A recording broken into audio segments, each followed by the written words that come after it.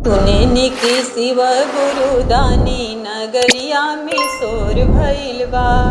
सुनेनी की शिव गुरु दानी नगरिया में शोर भइल बा। शिव गुरु हई बरिदानी नगरिया में शोर भइल बा।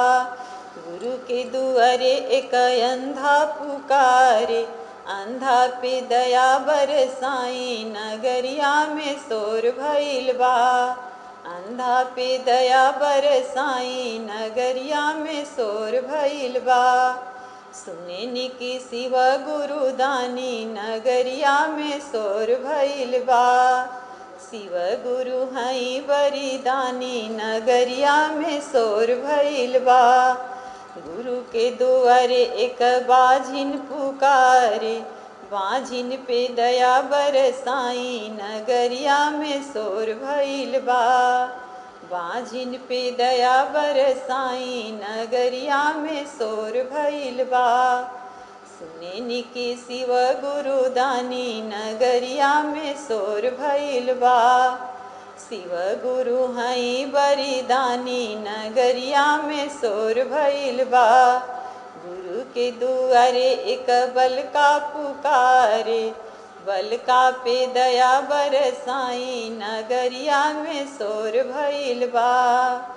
बलका पे दया बरसाई नगरिया में शोर भइल बा। सुनेनी की शिव गुरु दानी नगरिया में शोर भइल बा। शिव गुरु हई बरिदानी नगरिया में शोर भइल बा। गुरु के दुआरे एक निर्धन पुकारे, निर्धन पे दया बरसाई नगरिया में शोर भइल बा। निर्धन पे दया बरसाई नगरिया में शोर भइल बा। सुनेनी की शिव गुरु दानी नगरिया में शोर भइल बा। शिव गुरु हई बरिदानी नगरिया में शोर भइल बा।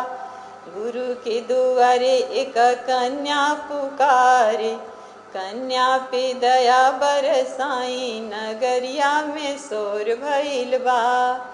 कन्या पे दया बरसाई नगरिया में शोर भइल बा। सुनेनी की शिव गुरु दानी नगरिया में शोर भइल बा।